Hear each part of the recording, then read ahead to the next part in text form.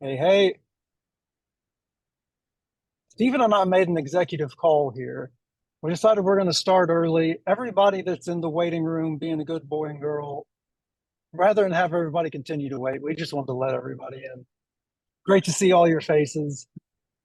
Please feel free to turn your cameras on. Um, Makes it a lot better experience. I get to read the room. I get to tell who I'm putting to sleep and who I'm not. How you doing tonight, Stephen? I love it. Who I'm putting to sleep and who I'm not. I think that's a really good point. Yeah, Here, very yeah, good we're gonna have point. to keep admitting people because they keep putting them in the waiting room. So I'm excited to do this, Stephen. Uh, it's been a while since we've done one of these together. Oh, hey, Hey, Edgar. Good to see you, brother. David Sandoval. Good to see you. I see Tim. I haven't seen Tim in a long time. I see him there. Wow, there you go, Tim. It's been a long time. I see Cheryl there. I see her occasionally popping up here and there. Who else? See I everybody's see Steven. face. I see David over there. I love that hat. David's got a great hat. I've seen that. I think his hat, I think he's got his hat on his avatar too, which is cool. That's awesome. Yeah, it's good to see you all, Varnell. Good to see you, Ray. Good to see you too, Lucinda. Good to see everybody's smiling faces. Hey, My goodness. all Hey, right. Stephen, All I'm gonna right. We're wait. getting some I'm gonna wait, and here in a little bit, I'll do my little introduction that Andrew asked me to share with everybody. But I just want We're to let everybody in, see everyone's faces. yeah, I like to be here a little early. We never do this. Hey, Lori, how are you? I see you there.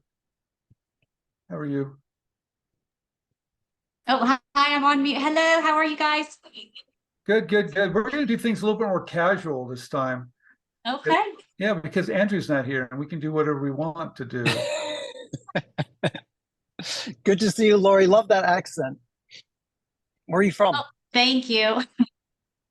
Well, I grew up in Arkansas and Texas. I currently live in Colorado, but yeah, I have that southern accent.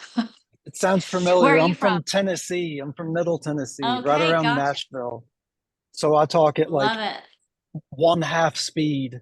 Everybody has to click like 2x to listen to anything that I've ever done. Exactly. I love it. I love it. Good to see you, Sharon. That's another familiar face that's always smiling. Good to see you. All right. Stephen, I guess we can let everybody roll in. We're super early. That's the thing about Zooms, is it's five after is about Yeah, when most people show up. pretty Um, much. Pretty much, but that's okay. You so know, and Stephen, go ahead. this is really an important class tonight because I can tell you the hardest thing is to reach out to companies and get their attention. And it has changed a little bit. And I was telling Benjamin, I'm pitching, about three, I think there's four products at the moment. And for the last 120 days, when I first started, I wanted to poke my eyes out. It was so horrible. I was like, this is terrible. What has happened? Where is everybody?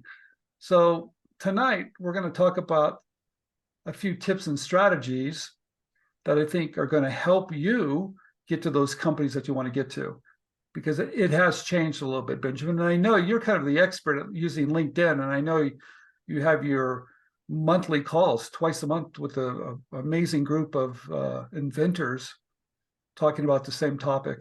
So it's I can't say enough about that group, except for Edgar. Edgar excluded. Everybody else, I got nothing but nice things to say. No, Edgar's amazing. Edgar's another person that understands this all too well. Done an amazing job with his account. I'm so proud of you, Edgar. Um, but that group is so giving, Stephen. We're all in this together. We're all uh, getting roughed up all the same. And I think you said it best whenever you said misery loves company. no, But wait a minute. Let, let's I actually said this, every time I attend, there's so many people in this class. We call it Smart Pitch with Benjamin Harrison. And I said, I couldn't understand why all these people are showing up for this class. And I said to Benjamin, it's either your good looks or your personality or misery loves company, because that room just gets packed. I think it's the misery loves company, Stephen. I think you got it right with the last one. I think Uh, so. Honestly, I think it's the camaraderie. I think it's everyone sharing, and that's what makes it so incredible. Is you have your experience, I have mine. Any one person's experience only goes so far, but when everybody comes together and everyone shares as we're all going through the process together, it's a truly incredible thing that's happened over there. And I don't know if it is something that we could recreate if we tried. I know we didn't necessarily set out to have that group be that way. It was mainly a Q&A, and then it turned out everybody banded together in this amazing way, and I can't say enough about them.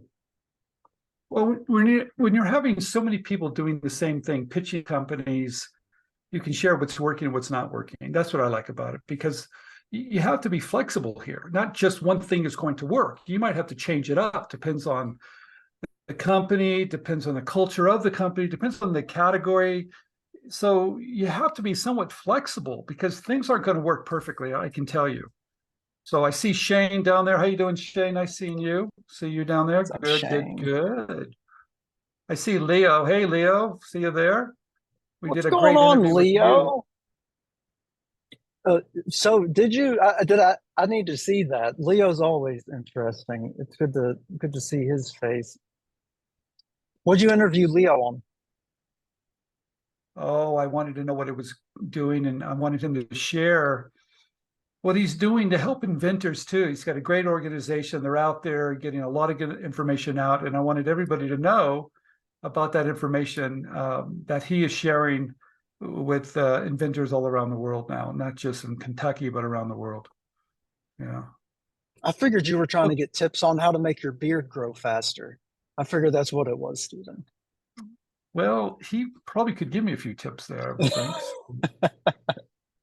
Oh, Okay, we're man. going to give it about one more minute, then we're going to start everybody. It looks like everybody's filling in. So it looks good. About one more Yeah, minute. sounds good. Stephen, I don't know if you've heard this yet. I'll let you know before we get started. Right around where we're at in Florida is in the news right now because our water temperature here in the ocean is 101 degrees. Yeah, Can you imagine? not great. No, it's a little bit warm, isn't it? Not great. Take you a warm bath in the ocean. It's weird. Hey, before we start, everybody, could you put in the chat where you're from? That'd be great. And also put in the chat if you're new to Inventors Groups of America. That'd be wonderful. We'd like to see where everybody's from.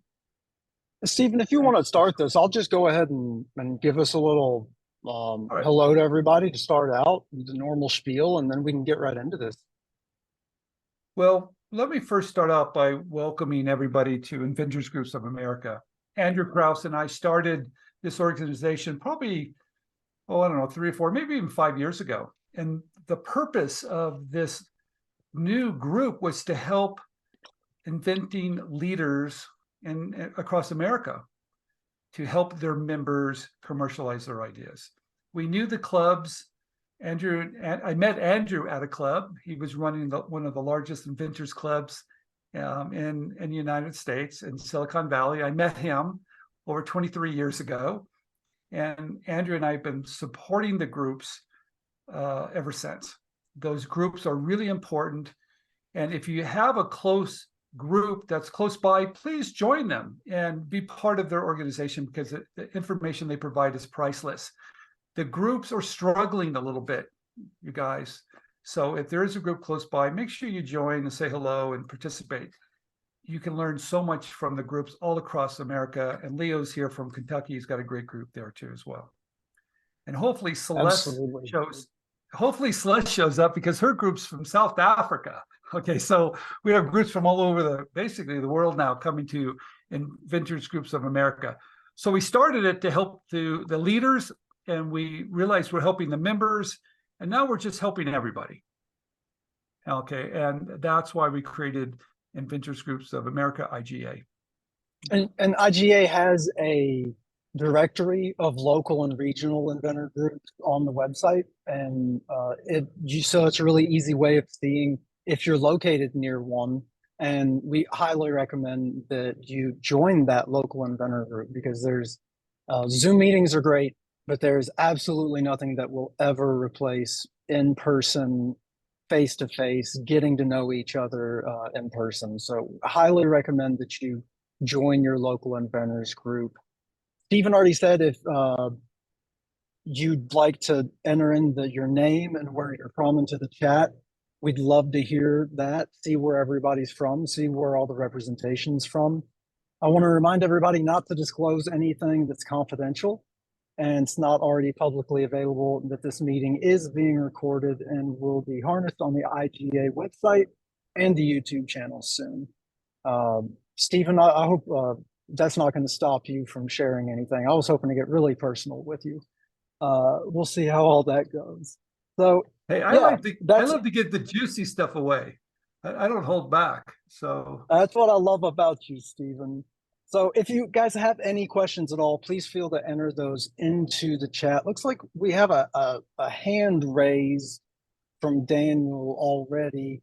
Daniel, Stephen, you want to go ahead and just get to this? I mean, my goodness, right off the bat, somebody's already got a question. Well, we don't even. Yeah, let's wait for the questions, everybody. We'll jump in. What we're going to do this presentation. We're going to talk about some of the issues and strategies. Then we're going to open up, because I'm sure you're going to have a lot of questions. I don't want to run out of time. So let's jump in. Daniel, we will get to you. In fact, you'll be the first one we ask when we start to open it up. Okay. Absolutely, Daniel. Please feel free to enter that into the chat, or whenever we get to the questions, just digitally raise your hand again like you have already done. Stephen, I'm going to go ahead and get into the slides. Yeah. And if you want to do this, we can get into it, brother. We're taking a little bit more laid back of an approach today. Hope that's all right with everybody. Going to share this screen. Stephen, you see that all right? Everything good? I sure do. Is my face, is my picture and name, the font just a little bit it's bigger than mine? yours? I think it's actually bigger than mine. Okay, well then it's the way that it needs to be then. Right. Everything's according to plan then. All right. Everyone, tonight we're going to talk about successful pitching strategies for winning over companies with your ideas. We're going to talk about how to get into companies and how to get them to respond and how to start those relationships up so you can start to pitch your wonderful ideas with them. And I'm really glad to have Benjamin Harrison with me. And I've known Ben for a long time. He's kind of our LinkedIn licensing expert over at InventRight. He created a program called Smart Pitch, which is a program that just focuses on all the different ways to get into companies, but really focuses on LinkedIn, because he's the master at how to get to companies through LinkedIn, because it's a great platform. And he's also written a book. We'll talk about that in just a minute. So I want to welcome everybody to this class tonight. Okay, Ben. Stephen, buddy, how long ago was it that we started this journey? 4 years, I think, really close to 4 years ago that we recognized how important this was going to be and started coming out with content for this. Does that seem right? Yeah, I think so. To give a little background, everyone, I think when LinkedIn first came out, it was really a place to find new hires if you're looking for a job. But soon it kind of changed a little bit, Ben, and it changed to where it was a platform for business people to connect. No matter if you're an inventor or some type of entrepreneur, doesn't matter what you're looking for, you could connect now to over 750 million people that are in business that really are there for business. They are there for you guys. They want you to connect with them. And I said to Ben, this is a game changer. We have to get involved. We need to know everything we possibly can about this platform. We have to stay current And we have to take advantage because it's hard to get to these companies, but now there's no gatekeepers. And man, I cannot imagine life without LinkedIn at this point. Can you imagine trying to get into companies just having the phone and email at this point, Stephen? No, and we're going to talk about all the different ways to get into companies and why it has changed, and some of the other things maybe are a little bit difficult, but LinkedIn is a great platform.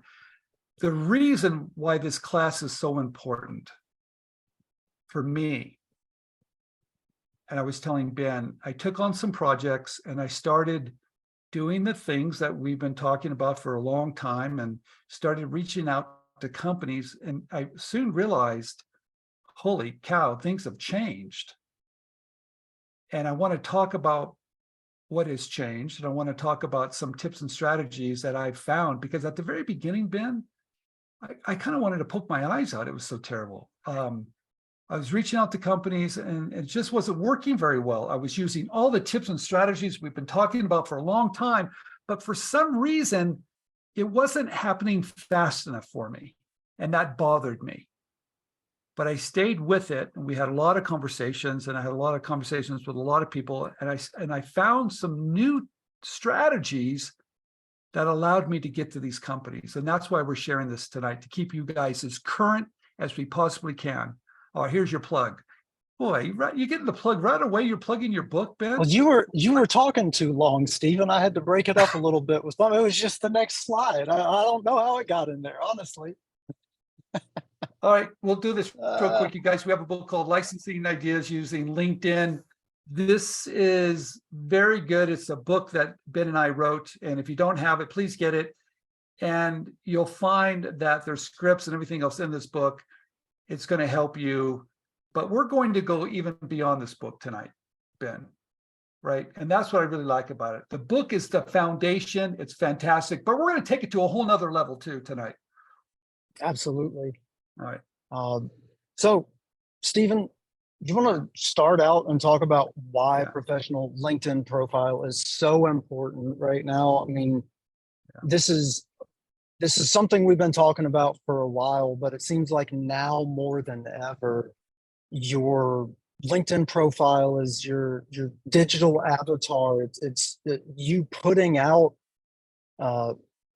your best face forward, and it's so crazy because it's what people identify you as a professional by the information that you provide them in that profile. Well, Ben, why it's important today is that everybody is screening everything. I mean, if I call someone today that does not know my telephone number, they will screen my number. And then I have to send them a text for them to pick up the phone. Everyone is screening their calls. You're looking at all the emails that come in. You're like, who do I reach out to? Who do I just forget? I don't know you. So your profile is a great way. So when someone wants to check you out, they can look at you very quickly, and that will satisfy them that, hey, I want to work with you. So it's like a living resume now, Ben. That's what it is. And you can create really who you are, what you're interested in. In fact, you know what it is? It's your sell sheet, right? It's that one page that advertises you. Absolutely. And Stephen, the thing about your profile is you can do everything else right.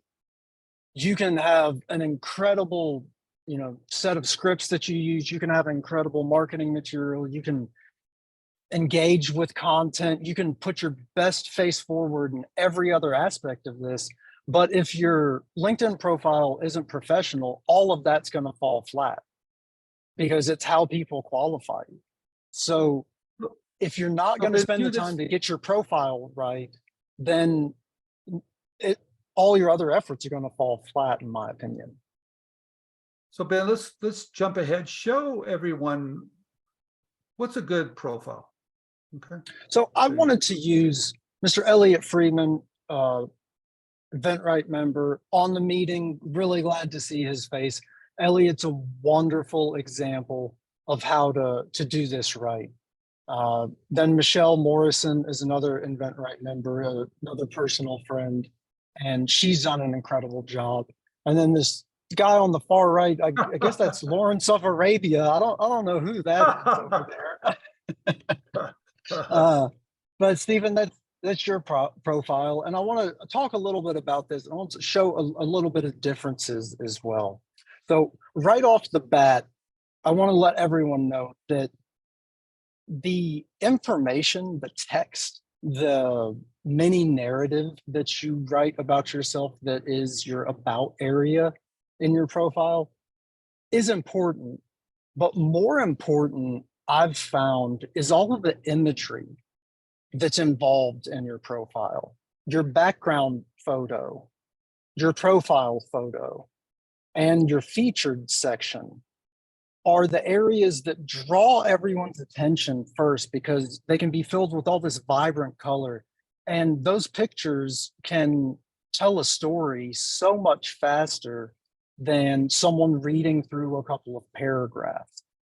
And so I want to encourage everybody, if you don't have your featured section enabled, and if you don't have some information that is showing you off as a professional, showing off what's important to you, showing posts that you've made that have done well, or any publications that you've been in, anything that you've done previously that's one of these moments for you, fill that featured area up with it, because those pictures are what people's eyes are going to immediately go to, and it's going to tell the story so much faster. So on Elliot and Michelle's profile, everyone notices it goes from their background photo and their headshot to their name, their headline, and then it goes into the about area, and then the featured is below that. But on Lawrence of Arabia's, it goes right into the featured section instead of going into the about area. The about area is actually below all of that on Stephen's. And that's because Stephen has creator mode enabled on his LinkedIn profile, which is a difference that they have now, that's for people that create content specifically. And it rearranges your profile and puts more of an emphasis on the featured area and the activity, because as a creator, that's more what your profile is about rather than your about section. But notice immediately how that featured area being located right underneath the headline and all of that, it grabs your attention. And look at the difference in the profiles and see where your eyes immediately go. And so I want to encourage everybody, add things to your featured area. It's really important to have profile picture, a background picture, and to have everything filled out. But bang for your buck, focus on your featured area, and also put some emphasis into your activity on LinkedIn, because that's another thing that people are going to see on your profile. As you see here on all three of these, their activity is at the bottom here below the featured. People see that and they judge who you are as a person and how you're going to act as a professional based on those interactions. And so to me, those are the most important things that you can do with your profile at this point. Same as always, gotta have a great headshot, gotta have a great background photo. Important to have something about product development in your headline somewhere. And then from there, focus on those visuals more than just the text. Stephen, is there anything that you want to add to that?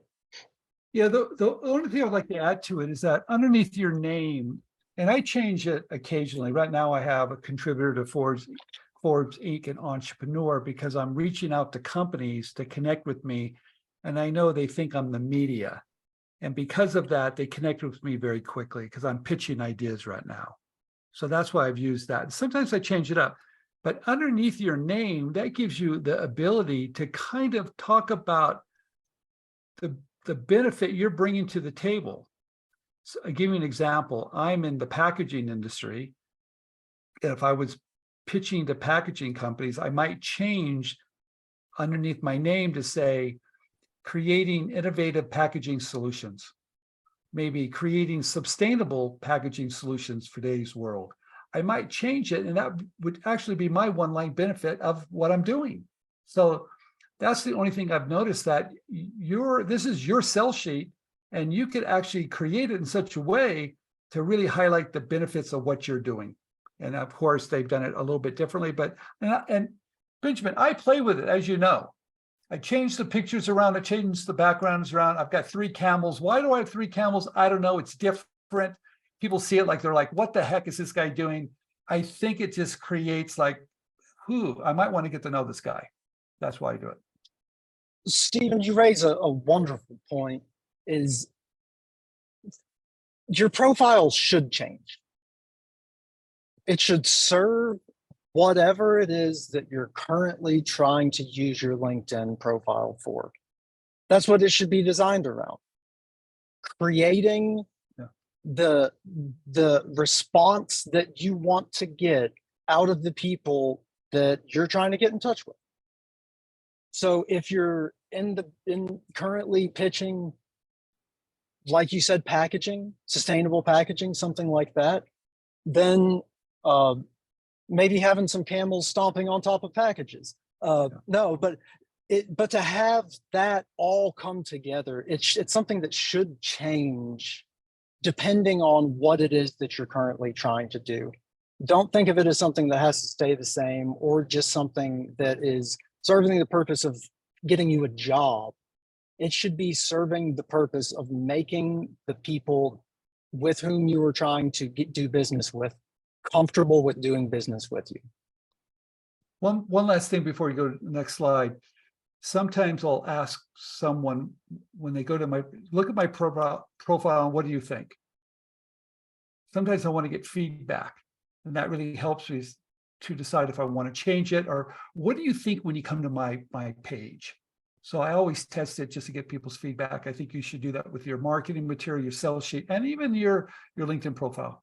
All right, Benjamin, let's go to the next slide. That's a great tip. Okay. So, Stephen, this is something that you wanted to talk about, and that's so important, doing your homework.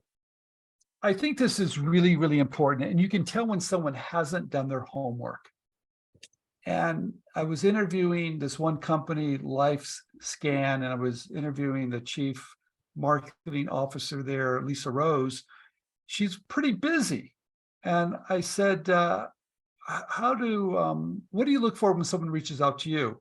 And she said to me, Steve, I recognized instantly if they know my business that I'm in by what they're asking for in their comments. And if they don't know exactly what I'm doing, I don't pay attention to it. Right. So I think you have to really do your homework on whoever you're reaching out, customize it a little bit to tell them you've spent the time to know who you are. Because how many times do you get these messages through email or through your LinkedIn? Someone's pitching you something and you realize they don't even know what I do. I don't read those. He's spamming me. He hasn't taken the time to know who I am. No, don't do that, you guys.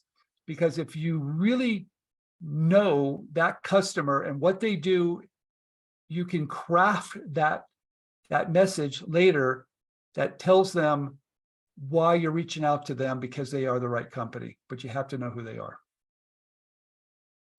So LinkedIn's a social platform, and one of the most important constructs in social interaction is the law of reciprocity.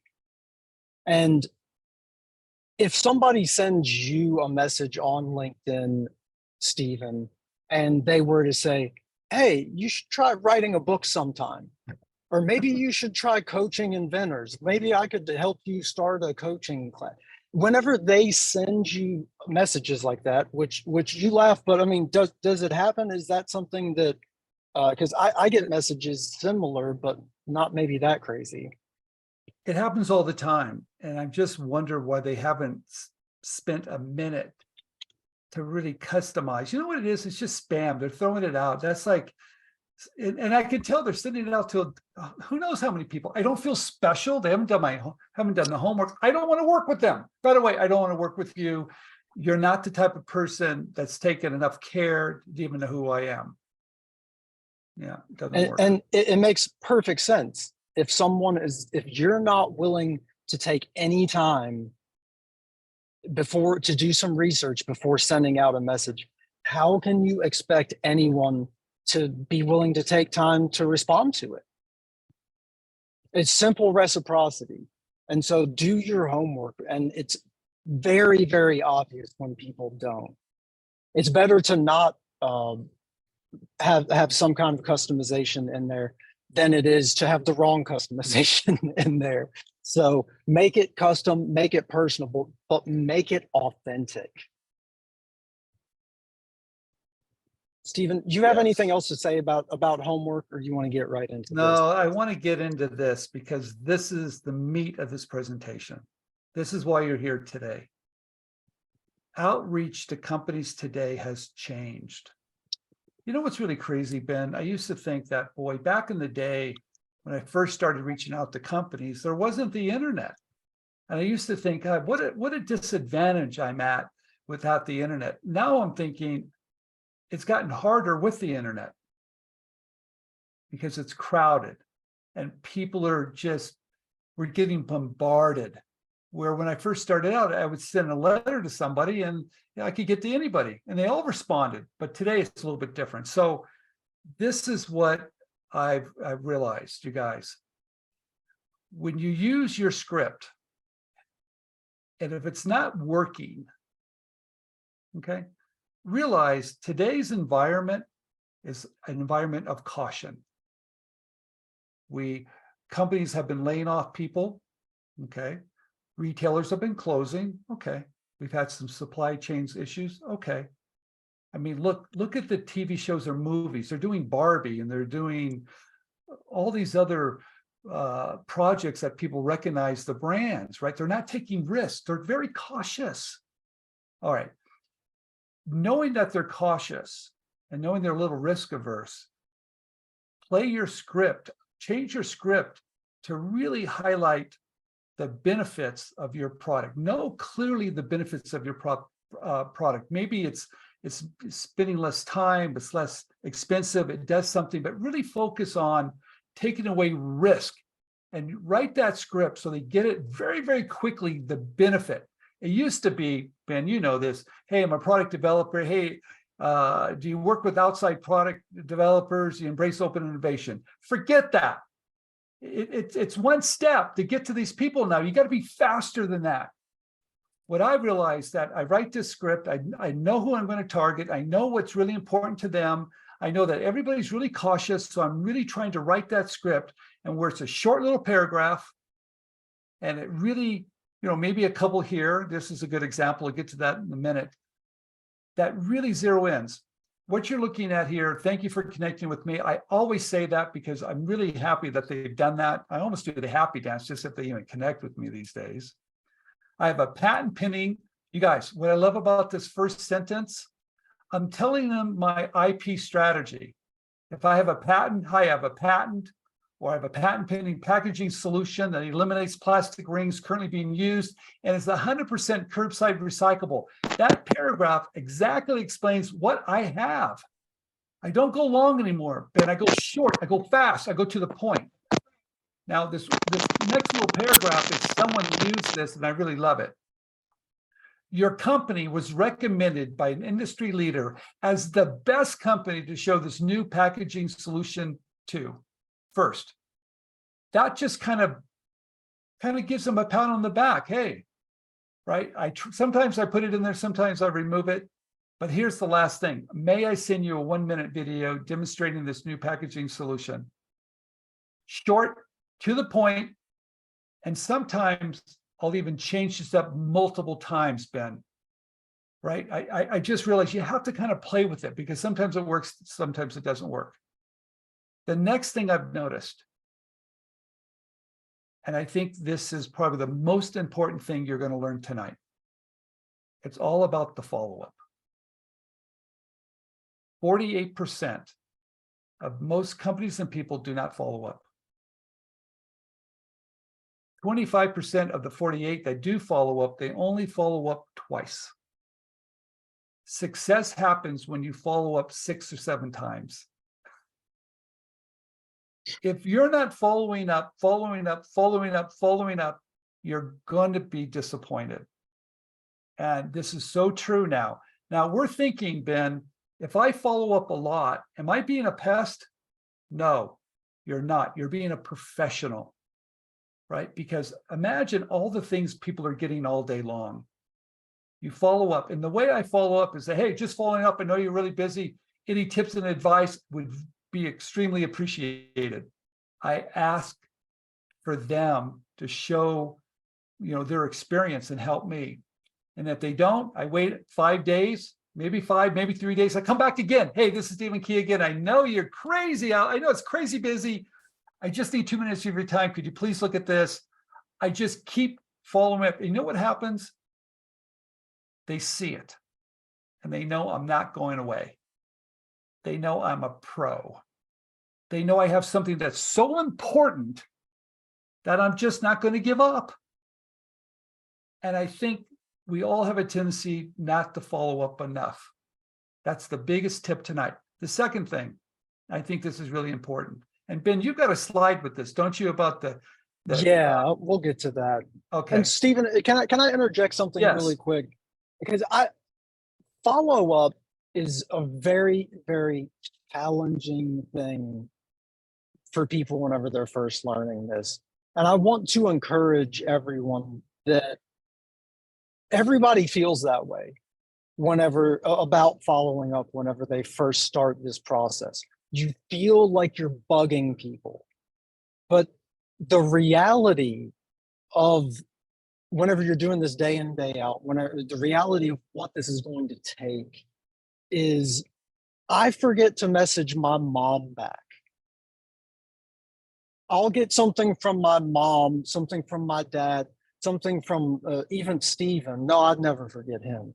But I forget to message the most important people in my life back because of how many messages we get all the time. So don't assume that it is out of malice or a lack of care or consideration that someone doesn't respond to a message of yours. I forget to respond to people all the time. And I feel, whenever I see it later, I feel terrible about it. And I wish that they had said something else to me in a non-entitled way. No one owes you a response, so don't treat them like they do. However, it's your job as a professional to follow up. And what happens is whenever you do this enough, you end up with people who will thank you for your professional persistence. And those messages, once you start getting them, then it's like, okay, I get it. I'm not bugging them. I'm being a pro. I actually like when someone follows up with me. I get so busy, I forget. But when they follow up, you're doing me a favor.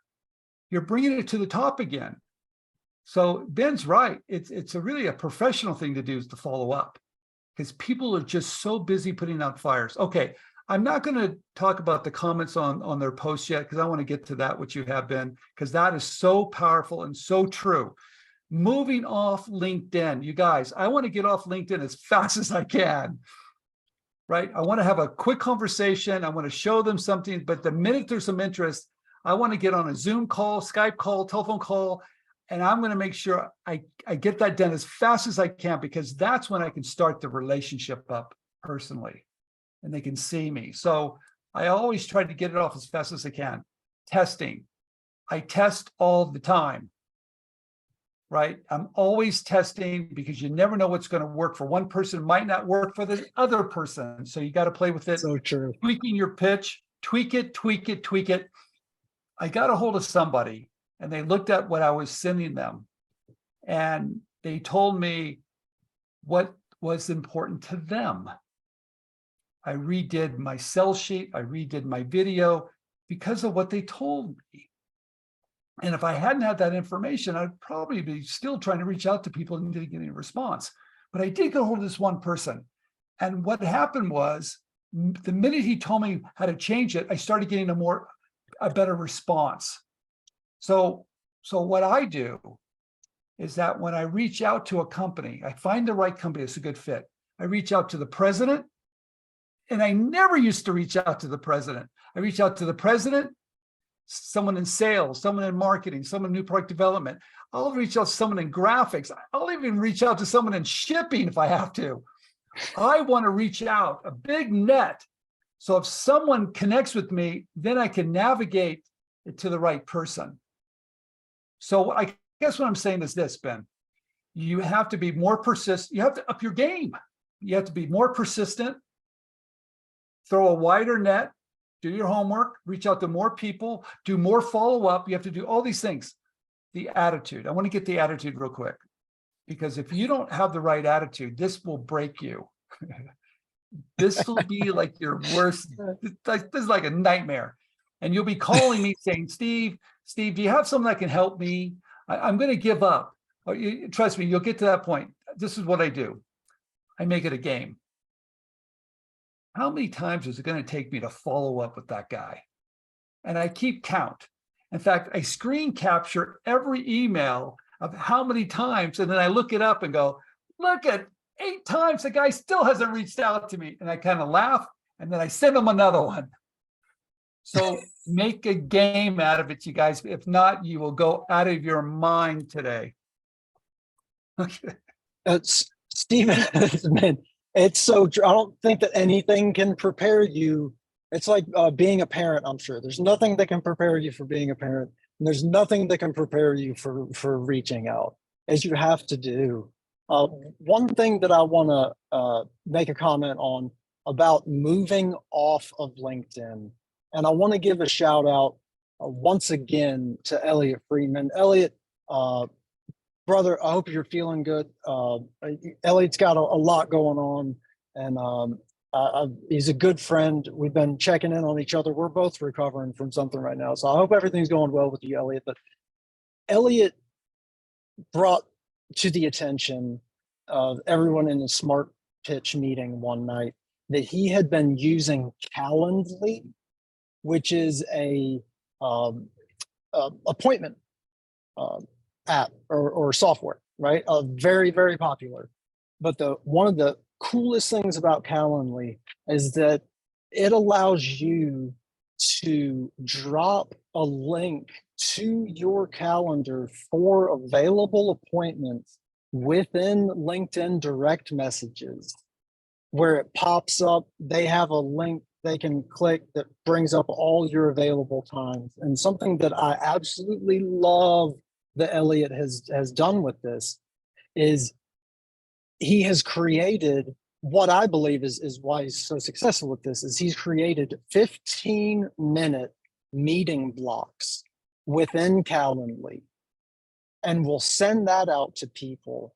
And there's something, in my opinion, Elliot thinks so too, very powerful about the 15-minute meeting block. You're not asking anybody for an hour. You're not even asking anybody for 30 minutes, but 15 minutes. And for them to have the availability within the LinkedIn direct messaging part of your app to be able to click on that, book a meeting right then and there. He's had fantastic success with it. Elliot, I want to thank you for sharing that and everything else that you've shared with the group. And I want to encourage everybody else, try Calendly out, try creating some 15-minute meeting blocks, and try sending those out in your messages and see if you get anybody to bite. Because so far, the people that are trying that out have been getting bites. Here's a script that I want to share with everybody really quick. We're going to give you 2 scripts. I have a similar script to what Stephen is using, in that I think it's very important to put specifically what the product is, especially whenever you're dealing with mid to large size companies because they might have different departments who have different go-to people for these, depending on what the department is. So by telling them what specifically it is that you want to send over, it helps them help you. It cuts out one interaction that we get all the time, which is, well, what kind of product is it? I don't know where to send you. This helps them help you. And it allows you also to put in industry specific keywords that helps you speak their language to them, shows them that you belong there, shows them that you've done your research. So I keep everything casual, and we all have to filter through insane amount of messages every day. And so I like to send things over that appear to be a normal message that you would get from someone you know. That's why I go about it so casual. It's a, hey, Stephen. It's not greetings and salutations, sir or madam. It's not the normal spam, top. I say, hey, I talk to them exactly the way that I would talk to somebody that I know personally, because that's the impression that I want them to get whenever they're reading. Say, hey, Stephen, probably not your department, but do you know if anyone at this business handles outside production or product submissions, open innovation, and parentheses there. And what I'm doing is I'm letting people off the hook at the very beginning of the message. Everybody else is asking something of you, demanding something of you. Everyone else is assuming that you owe them a response, whatever. I like to take a little bit of the weight of the ask out of the equation by letting them off the hook at the very beginning. Hey, probably got nothing to do with you, but I'd appreciate your help. And in my experience, this comes off a lot better, and I get a lot of responses from taking the ask out of the very beginning and taking the expectation out of it. And then I get into, I've developed a low price, and so anything that has an underline in it, these are all interchangeable depending on what the product is. But in this instance, I'm saying I've developed a low price point electronic accessory for smartphones that provides fun for a wide range of demographics. Believe it'd be a great fit for your product line. Stephen, I'm going to steal your patent pending. I have no reason to not have that in here. I'll probably add that as soon as we get off of this meeting. I like it so much. I've developed a low price point patent pending electronic accessory, right? Get right to the point, thank them and get out. I'm sorry, brother. No, what I found, if you have a patented product, let's say, and you think you have a great company, they have a great reputation, I will sometimes put the video link in there. I don't even ask for permission. I go straight, here it is. Here's a 1-minute video demonstrating. I mean, you guys, I'm trying to cut back and forth as fast as I can because everybody's really busy. I don't do, if it's patent pending, I don't do it because there's intellectual property protection, and that's a whole nother thing to do, to go down that road of showing your IP. But if it's patented and it's out there, heck, I'll put the link to the video there, right? I mean, I'm trying to get to the point as fast as I can, and people they want to know about your IP status, so put it in there. Why not? You bet. Hey, it's one extra question that you don't have to answer. They That's already right. know. That's right. So another thing I want to talk about really quick is, if you all are not doing this, is something that I've been preaching for a couple of years now, still not a widely adapted thing, but so there's a very good chance that if you do this, that you will be the first time that anyone has received one of these messages. Voice messages, audio messages, whatever you want to call it on LinkedIn is a great way to mix things up. And I really like this for following up. Rather than sending the same type of text message over and over to people, I like mixing it up with an audio message. And once again, just because you can send an audio message doesn't mean that you need to all of a sudden do a hard sales pitch in it. I would recommend this exact same scripts that Stephen and I just showed you, but in an audio form. The important things being that you speak the connection's name at the beginning of the message, and at the end of the message. And it's you introduce yourself.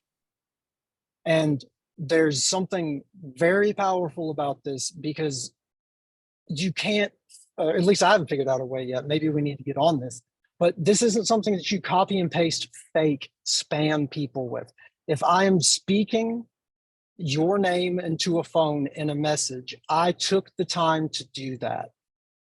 And people respond differently to this. And it's only available on the mobile devices. It's not something, to the best of my knowledge, that they've implemented on the desktop version yet. It's only in the app. But you do it by holding the microphone button to the side of the where you would normally put the text in, and it's just speaking your message, same as you would. Great thing for everybody to try out if you're not already doing that. Steven, you want to talk about cold calling for just a second? Yeah, real quick, you guys. Cold calling used to be my preferred method. Today, most companies don't even have a phone system anymore. And so it's really quite frustrating, right? So if you want to try cold calling, make sure you get the name of someone in sales on LinkedIn and try to cold call someone and get a hold of someone in sales. They usually always pick up. But what I've found today is that some companies will have a customer service line and they won't give you the corporate number. And some of them don't even have a corporate number anymore. So cold calling has gotten a little tougher. That's why we have to lean a little bit more in on LinkedIn. But that's what I found lately. And it's very frustrating, but people are screening calls and everything's going online. Yeah, you can thank robocalling for that. Everyone's, Pretty if you much. don't recognize the number, you're not answering. This is something I want to talk about really quick. That is massive. We've been hitting this point home for a long time, Stephen, but I think it's great to see somebody else saying this. I'm going to read through this really quick. I know we're pressed for time, everybody. Sorry, I'm long-winded. But this is a post that was on LinkedIn from the co-founder of Netflix, Mark Randolph. And he says, being able to get to someone is one of the most important skills to develop as an entrepreneur. And he goes on to say, I promise you, we notice. We see who's in our comments with interesting thoughts. We see the people who quote tweet our post or ask interesting questions. And when we see those names pop up later in our email, it might just be enough to make them stand out from the thousands of other emails we receive. That's the co-founder of Netflix who's saying this. So, Steve, I don't think we're doing this enough. But I really don't. Oh, let's put it this way. If you were to reach out to him with an email, you're 1 in 1,000. He probably won't get it. But if you reach out on a post or retweet it or ask good questions, he's most likely, he's not getting 1,000 comments. So people really realize it's a nice way to get in. I've done it myself. It does work. I love this. We don't do enough of it. I agree 100%. Another thing I want to mention to everybody, another thing that people do not do enough is they do not show up to companies' events that they're having. They will post these on LinkedIn. They will have links to events that they are having. My advice to you is to show up, have your camera on, pay attention, laugh at their jokes, smile, ask softball questions in the chat. Be the positive person that you would want showing up to an event of yours. Because what the Netflix guy said is very true. Commenting on a post, they remember that, they appreciate it. It's the lifeblood of their social media efforts. But then the next step here is showing up to an event. It doesn't cost you anything to do, but they see your face, they see you as a professional, they see you as someone who they want to work with. They feel good when they see your name pop up. Finding common ground. This is an InventRight member, Chad, and a licensee of his, Todd. Todd's going to be on Bridging the Gap tomorrow. Chad sent Todd a video message on LinkedIn Todd recognized a motorcycle in the background of Chad's video. Todd is a biker as well. He commented back to Chad about it. They found a little bit of common ground, became friends over it, and they're working on several products together now. And so I just want to let everybody know that's real. Same with me. The true connections that I've made and dealing all the different awesome opportunities that we've had, rare like partnerships have all been because we've shown up places, volunteered our time, found common ground with people, and been the type of person that they want to work with. Stephen, you want to tell everybody about stepping up their game? Yeah, real quick, you guys, I know we're running out of time. This is what I've learned. Make sure your LinkedIn profile is complete and professional, and play around with it, and even ask people, what do they do when they get there? What do they think about you? Do your homework, please. And that's going to really, you're going to stand out. It's really easy to do. And reach out to everybody now. Cast a wider net. It's probably not the right person, but if you use Benjamin's script, they'll connect you to the right person. Clearly state your point of difference and the benefit of your product and even your IP. I think getting to the point faster is always better. Follow up is the most important thing you can do today. That's the number one thing out of this class. Follow up, follow up. Do not stop. Be a pro. And also, if you do cold call people, that's fantastic. But just realize, get the guy in sales from LinkedIn. Try to get a hold of them. But cold calling is getting a little weird. Here's the other thing. The more you do this, the better you're going to feel about it. The one thing I've noticed, Ben, if I'm doing this a lot, I'm feeling in control. I'm having a blast. I'm having fun with it. If you're doing it every once in a while, you're never going to get that comfortable. So practice makes perfect. There's some questions I want to get to here. So true. Ben, real quick. Absolutely. I'm going to stop my share. Yeah, thank you. Absolutely. I want to get to some of these questions real quick, because I think some of these are really important. Christy asked a question about what companies to trust. Okay, you guys, it's really simple. Here's what I do. Find a company that works with inventors. Look at their product, look at their website, look at the products they sell, see how they treat people. Ask them, do you work with outside inventors? Type in their name, type in complaints, and see if they're hiding something. If they're not on social media, that's a red flag for me. If you're on social media, you're willing to take the comments. You're probably doing a good job. If they're not on social media, that's a red flag.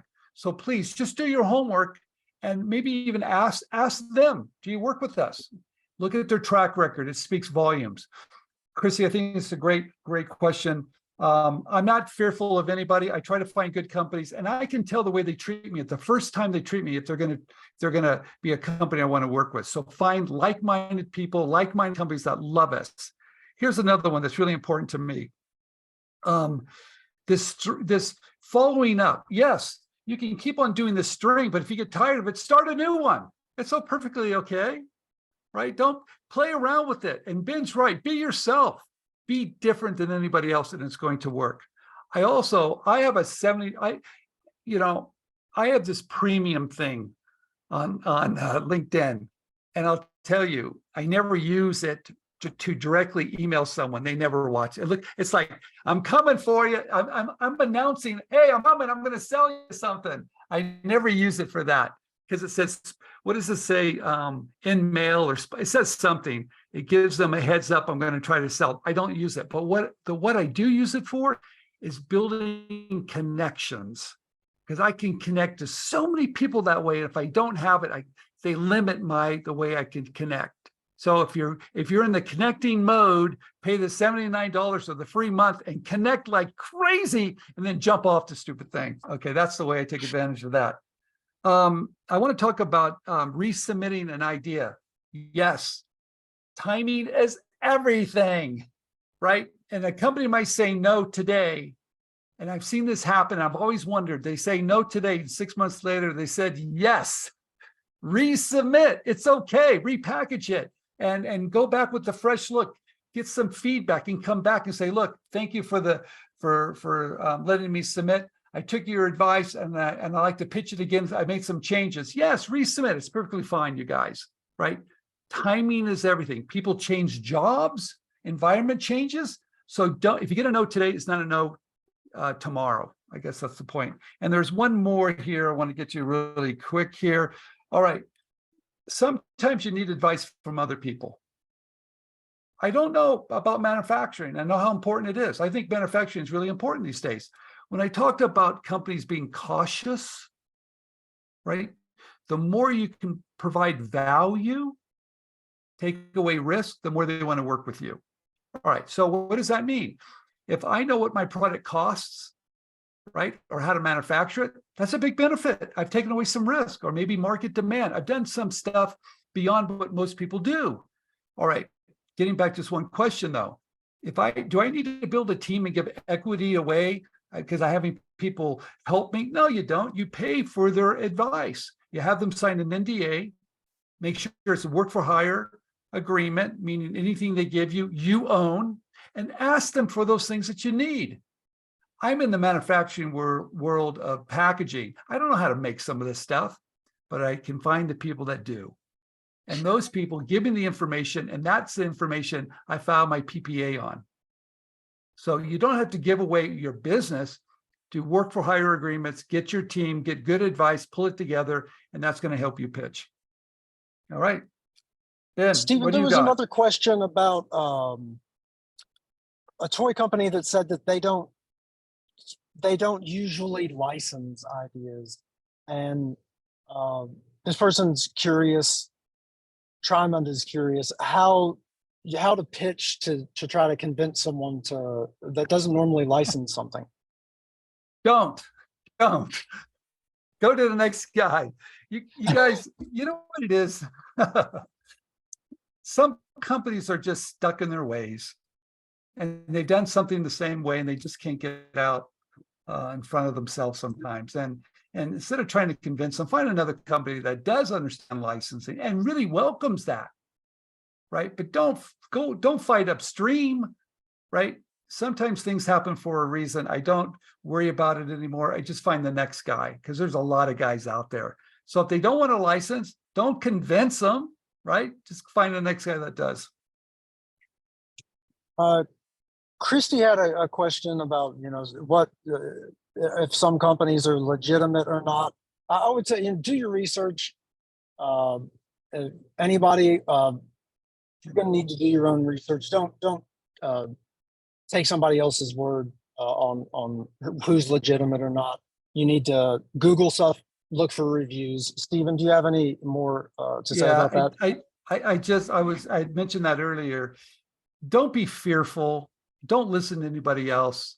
Do your own homework, right? Because I can type in complaints and lawsuits and everything. You can't hide today. It's hard to hide, right? And look at how they treat their customers on the reviews of their products too. If they're treating their customers poorly, they're going to treat you poorly too. So do your homework. True. Every company's different. And sure, maybe some companies have made a mistake. Okay, that happens. But if they have this list of complaints, and sometimes they bury it a little bit, dig a little deeper. All right. But do your own homework, you guys. Find those good companies, and you will find them, and they will love you. They will. Social media is everything. If they're not on social media, I run so fast, because social media to me is a way of saying, hey, look, I'm doing good business. All right. And if I'm not, help me do a better job. And you're going to poke me. That's okay. I can do a better job. But if I'm not on LinkedIn, I'm afraid of it. I'm hiding.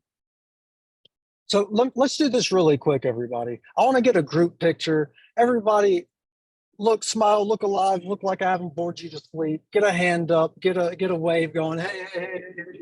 Hey. There we go. There we go. Keep them up. Keep them up. I'm going to get all of these really quick. Thank you, everybody. Thank you, everybody. It's a family photo album. I love when we do that. It is. So I wanted to make sure that we got that done. We're coming up on the hour. There's a couple of extra questions that are in there. I'm happy to answer these. The first was, do I send a normal connection requests or do I personalize them? And this depends on the scenario. Whenever I'm trying to get into a company and create new, fresh connections, let's say that I don't have any personal information about these people, I don't fake it. I just go through and hit connect, connect, connect, connect, connect, connect, connect. See what happens, see who connects back with me, and then reach out to those people accordingly. It's almost like an initial filter for me, because if I have to write them a sonnet in order to get them to connect with me, the chances of them going out of their way to help me out with something else is probably not all that great too. The difference caveat in this is if I do have something actually personal to say to someone, if I like something that they've done, if I have a personal connection of any kind, then I will absolutely send a custom note in. But I don't fake a custom note. I don't fake some kind of connection if I don't have it. Another question was about how long video messages can be. I saw 60 seconds. I thought it was 2 minutes. It could be 60 seconds now. It's been a little bit since I've sent one, but that sounds about right. There was a question about a real no or a false no from Darren. Target customer connected with received polite decline from the VP of engineering, who, yeah, that's a hard person to win over right off the bat. They have got a lot of responsibility whenever a new product comes out. I like to try to sell marketing or sales because they don't have the work on the front end. But one thing that I'll say is make sure that the person that gives you a no actually has the right to give you a no. Well, let me tell you what's crazy about that. Someone I work with sent an email, maybe multiple emails to one company. He sent it to the right guy, new product development. The guy looked at it and goes, it's not the right fit for us. Then he sent it to the president. President goes, I love this idea. Let's have a meeting. All right, you're killing me here with this. So guess what I'm saying is it's okay to reach out to multiple people and realize that not everybody is going to want to work with you. So just be persistent and it's okay. The one thing I have noticed, and there's no just one right time to reach out to people. Fridays are great now. Saturdays are even wonderful, even Sundays. Why? Because all those people have this now, right? And sometimes they get so busy during the week, they just can't get to it. But I'll tell you, these people that are really serious about their business, they're always connected. They see something, oh, and I can get to it, right? So connect all the time. There's never a bad time. I think any time. And I spoke to someone the other night. It was that night I talked to someone, and even Dana Knowles. I think Dana Knowles on here. She helps us at inventRight. She brings a lot of companies to inventRight to talk about us. She had some guy reached out to her and talked to her at 11 o'clock at night. It's like, you gotta be kidding me. Yeah, so it's always a good time to reach out to people. So Daniel, if you're still on, buddy, if you could get your hand raised, I want to make sure that we get to your question as well. Daniel, if you're still on here, please raise that digital hand. It's only 8:02. We didn't go that long that he would have left already, Stephen. But Matthew's got a hand up. What's going on? I recognize Matthew from Smart Pitch. Matthew's an old buddy at this point. How's it going, Matthew? Good. Can you hear me? Yep, I got you. Oh, just a quick question. I have a LinkedIn profile, but it's all about, my non-product development, my non-inventRight profession. I was looking and it says, you really shouldn't have two LinkedIn profiles. You show profiles for people who are like full-time inventRight. What are your recommendations for somebody who's got their professional LinkedIn profile and does inventRight or inventing on the side? How do you handle that?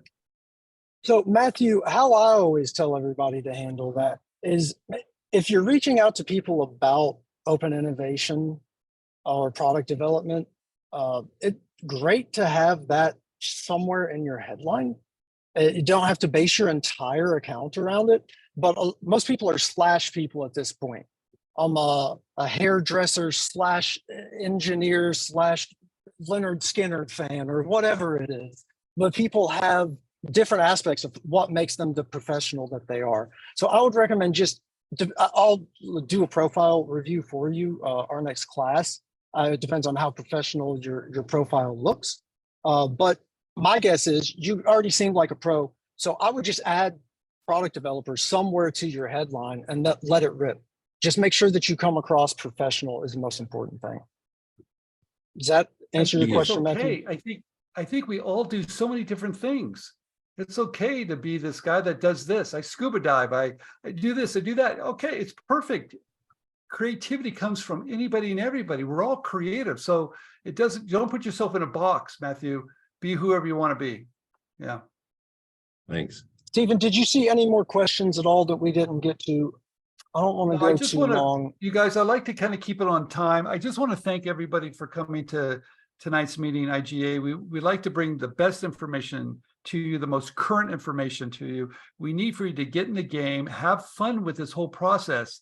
It is a blast. It's amazing to see your ideas come to life. It is amazing to see them on TV. Go down to the store, see your friends using your products. It's magical, but you have to take good steps, educate yourself. Don't run too fast. Don't get too in love with your one idea, but play the game of innovation. Be creative, have a blast, and please connect with us all on LinkedIn. Let's build a huge community. I want to thank Ben for leading the charge of all of us to connect on LinkedIn. We're stronger together, right? So please connect on LinkedIn, and hopefully we'll see you next month for another IGA webinar.